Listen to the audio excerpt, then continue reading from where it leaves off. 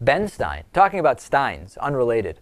Ben Stein went on Fox News, and this isn't the first time he said that we need to raise taxes on the rich to help the economy, but he actually said, I hope I don't get killed, given that I'm saying this on Fox News. And of course, he got the usual question from, I think it's Steve Doocy or one of the people on Fox and Friends. And it was, well, aren't we just spending too much? Ben Stein making an obvious case for what needs to happen here. Take a look. Is the way in which we fix the economy with entitlements, spending, taxes? How do you see it?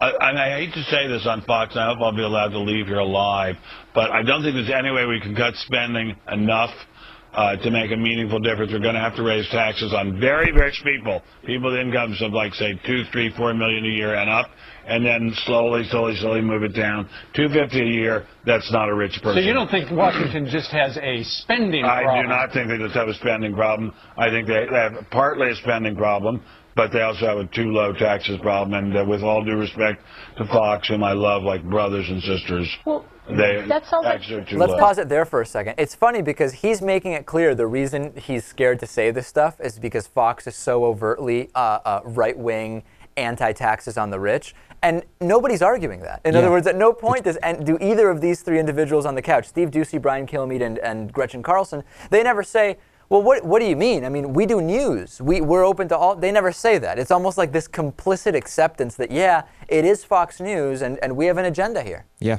it's great. I love it. Let's continue. A little more here from Ben Stein. Sounds like Bull Simpson.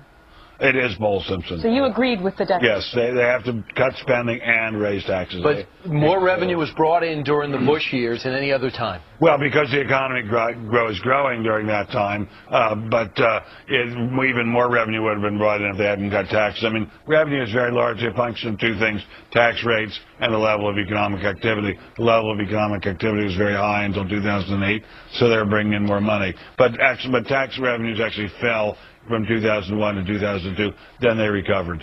Right, but Ben, and you have this great economic mind. I but don't. would the revenues have grown at the rate if the taxes were too high? Well, the evidence is that. Yeah, it's funny. Brian Kilmeade says, "Well, Ben, you have a great economic mind." No, he understands really basic stuff. Like if rich people pay less on taxes, that's not going to create jobs because they're not going to go out and hire people. A lot of those rich people don't even have businesses. They're living off of investments. And number two, you would still continue to invest even with higher capital gains rates up until the point at which there's a negative return. In other words, if you can have your dollars working for you, remember, the tax is on the gain, not the initial capital. If you can have your dollars, think about your dollars as employees.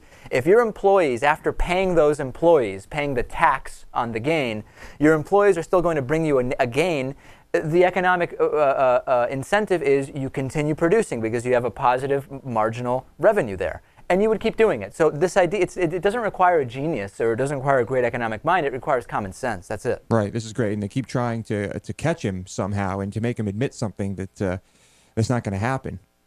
He completely dominates Fox News. I love it. And he's a conservative guy. Right. That he's a Republican. He's a conservative. He just understands that this is a silly way of going about things. Cutting taxes on the rich. Come on. Facts are good. Facts are good. And I think he understands that. I think he does. Hopefully he made it out alive.